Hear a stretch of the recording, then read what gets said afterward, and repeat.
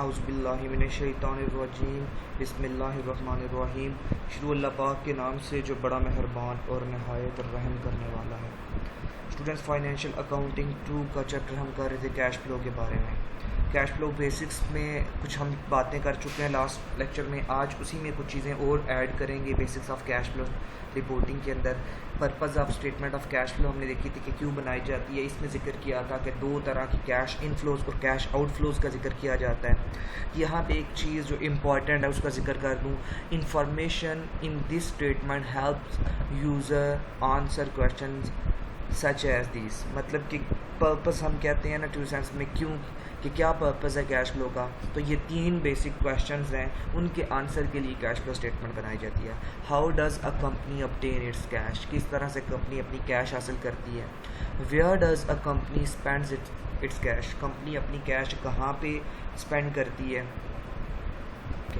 Where does a company spend its cash, कहाँ पे company अपनी हर कैश स्पेंड करती है। और तीसरे नंबर पे what explains the change in the cash balance, cash balance किस तरह से चेंज होता है, ठीक है, कौन सी चीज़ें कैश बैलेंस चेंज करती हैं, इसके बारे में। पॉइंट यहाँ पे एक लिखा हुआ स्क्रीन के ऊपर आपको लेफ़्ट साइड पे नज़र आ रहा है। इसमें हमने जिक्र किया था कि यूज़र्स होते हैं, कुछ इंटरनल यूज़र्स होते हैं कैश फ्लो स्टेटमेंट को यूज़ करने वाले, और कुछ एक्सटर्नल होते हैं, ठीक है। Internal users rely on the statement of cash flows to make investing and financing decisions.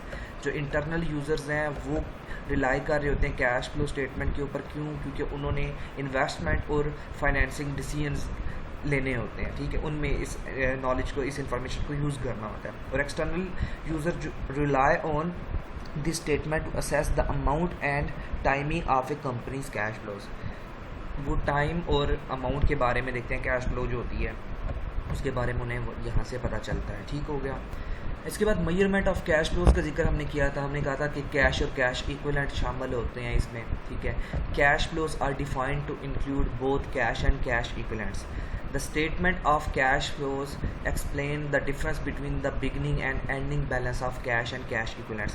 ये बड़ी इंपॉर्टेंट चीज़ें हैं। अगर आपका MCQs का एग्ज़ाम्स होते हैं, उनके रिलेटेड MCQs क्वेश्चंस होते हैं आपके पास, तो ये चीज़ें समझना जो है बहुत ज़रूरी है, इसलिए एक्सप्लेन किया जा रहा है।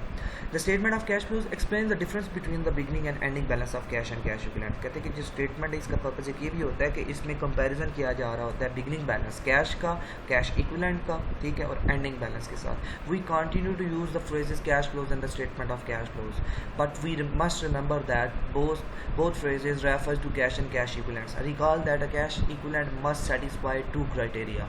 अब यहाँ पे और इम्पॉर्टेंट चीज़ कि कैश इक्विवेलेंट कौन सी होती हैं, वो 2 चीज़ें जहाँ पे ये 2 क्राइटेरियाज को फुलफ़िल किया जा रहा होता है। अब वो क्राइटेरिया कौन सा कैश इक्विवेलेंट के लिए। First, be readily convertible to a known amount of cash, कि वो चीज़ जो कैश में इजीली कन्वर्ट हो सकती है और वो तैयार है, किसी भी वक्त उसे कैश में कन्वर्ट किया जा सकता है, उसे हम कैश इक्विवेलेंट का नाम देते हैं। Be sufficiently close to its maturity so its market value is unaffected by interest rate changes. कहते हैं कि वो इस तरह इतनी क्लोज होती है मैच्योरिटी वैल्यू के कि इंटरेस्ट रेट की तब्दीलियाँ उसे कोई फैक्टर नहीं कर रही होती, ठीक है।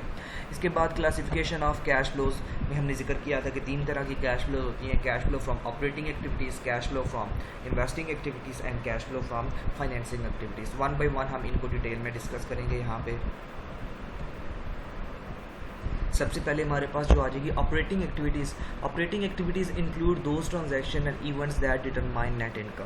कहते हैं ऑपरेटिंग एक्टिविटीज़ में वो तमाम चीज़ें आ जाती हैं जो आपकी नेट इनकम बनाती हैं।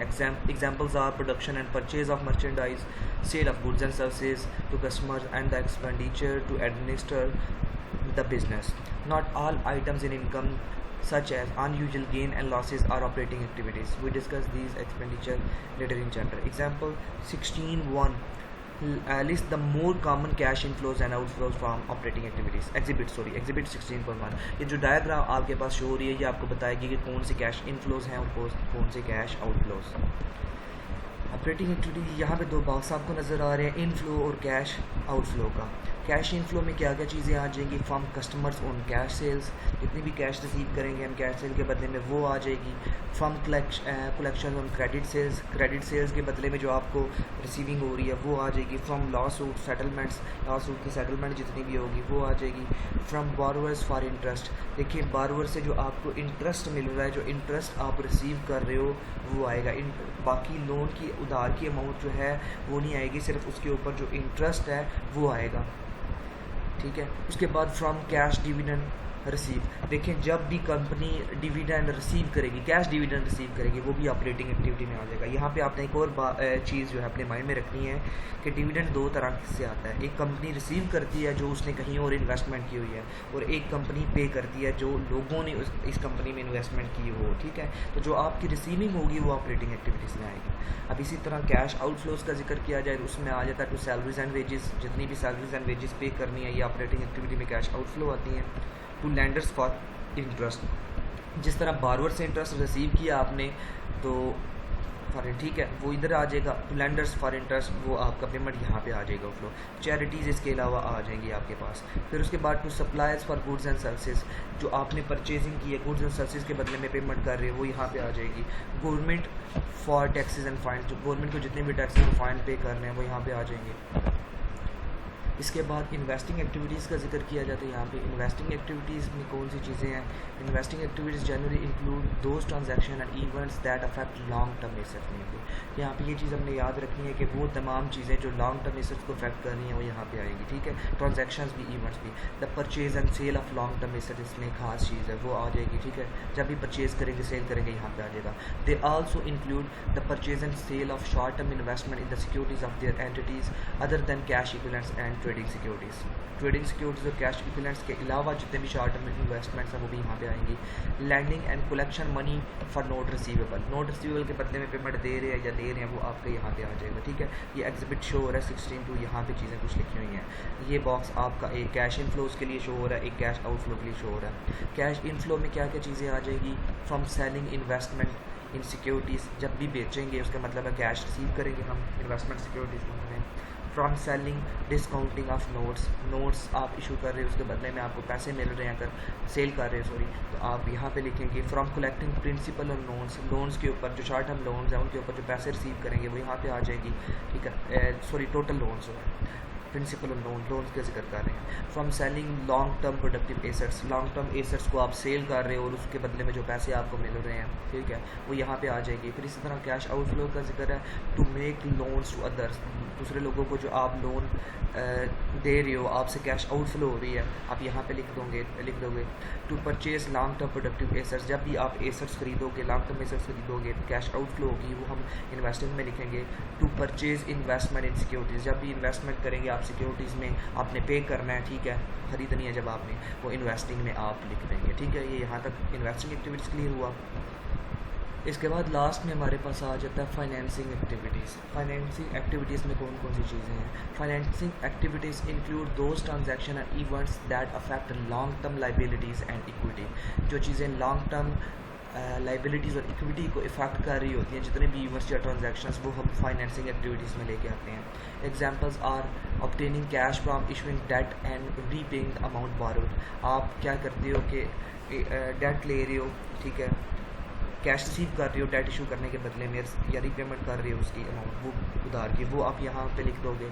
Receiving cash from or distributing cash to owners, जितनी भी कैश रिसीव कर रहे हो या पेमेंट कर रहे हो आप ओनर्स को, वो यहाँ पे आ जाएगा। These activities involve transactions with the companies owners and creditors, owners और क्रेडिटर्स के लिहाज से जो ट्रांजैक्शन है यहाँ पे आती हैं। They also often involve borrowing and repaying principal amounts relating to both short term and long term debt. GAAP requires that payments of interest expense be classified as operating activities.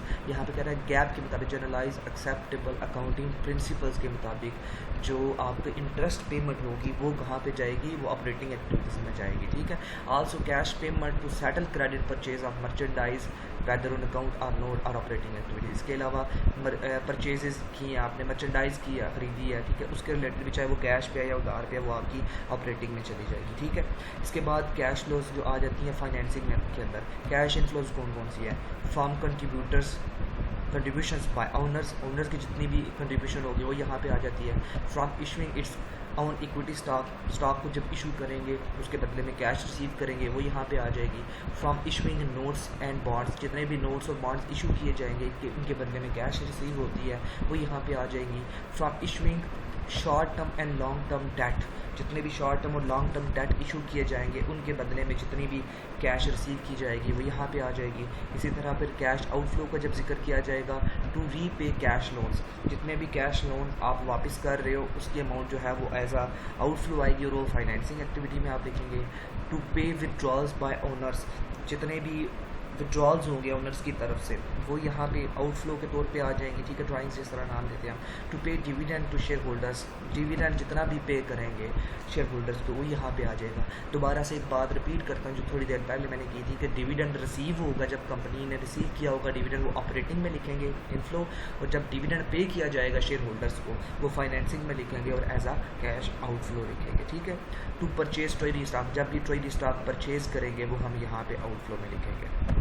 इसके बाद हमारे पास जो overall pro forma बनता है statement of cash flow का, वो क्या है, हम सबसे पहले कंपनी नेम लिखते हैं, statement of cash flows, then for period end date, जिस भी टाइम पीरियड के लिए हम बनाएंगे तो उसका यहाँ पे लिखेंगे।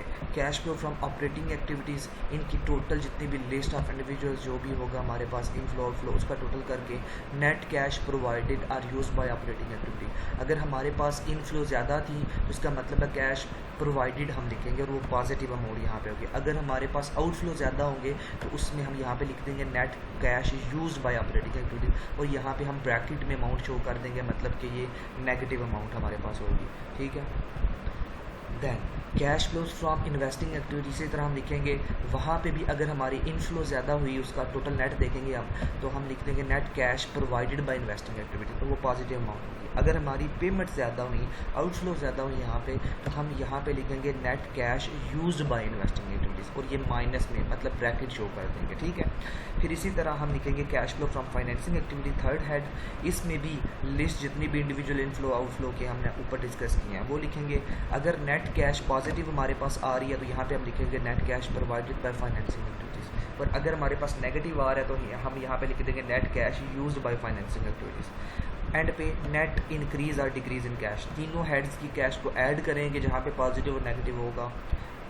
अगर पॉजिटिव बैलेंस आएगा तो हम इसे लिखेंगे नेट इंक्रीज इन कैश, अगर नेगेटिव बैलेंस आएगा तो हम लिखेंगे net cash decrease and net decrease in cash. ठीक है, उसके बाद cash and cash equivalents balance at prior period date, start में जो बैलेंस दिया हुआ होगा वो लिखेंगे, उसमें ये नेट कैश इंक्रीज ऐड करेंगे और एंड पे हमारे पास आ जाएगा cash and cash equivalent balance at current period and.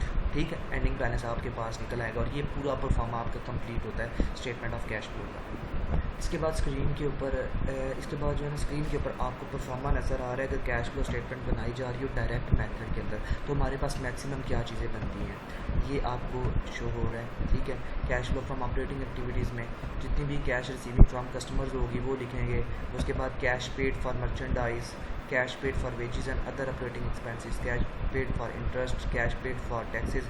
ठीक है, जितनी भी चीज़ें हमने ऊपर देखी हैं वो उनका नेट बैलेंस आउटर में लिखेंगे। दोबारा फिर इन्वेस्टिंग एक्टिविटीज़ का जिक्र करेंगे और फाइनेंसिंग एक्टिविटीज़ का जिक्र करेंगे। ठीक है, एंड पे आपको बैलेंस मिल जाएगा।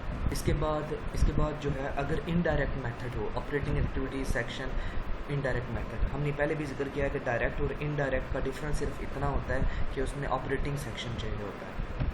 इसमें क्या चीज़ें आ जाती हैं, नेट इनकम से हम स्टार्ट लेते हैं। ठीक है, उसमें एडजस्टमेंट कुछ ऐड करनी है, adjustment to reconcile net income to net cash. उसमें क्या क्या चीज़ें आ जाती है, अकाउंट रिसीवेबल एसेट्स में इंक्रीज़ हो। ठीक है, इंक्रीज इन एसेट्स में इंक्रीज माइनस कर रहे हैं, increase in merchandise inventory asset. ठीक है, वो जो प्रीवियस हम रूल्स कर चुके हैं ना वही हमने लिखनी है। अकाउंट लाइबिलिटीज़ और वो सारी चीज़ें हम डिस्कस करनी है जो हम पहले जिक्र कर चुके हैं। ठीक है, डेप्रिसिएशन एक्सपेंस ऐड करेंगे, loss on sale of plant add करेंगे, अगर गेन होगा तो वो माइनस करेंगे। ठीक है, लाइबिलिटी में इजाफा होगा तो हम ऐड करेंगे, लाइबिलिटी में कमी होगी तो हम माइनस करेंगे। अब नेक्स्ट लेक्चर में इंशाल्लाह आप लोगों को एक क्वेश्चन करवाऊंगा साल उसका और समझ आ जाएगी इंशाल्लाह। उम्मीद करता हूँ जहाँ तक जो चीज़ें बताई हैं वो आप लोगों को समझ आ गई। अपना ख्याल रखिएगा, अल्लाह हाफिज़।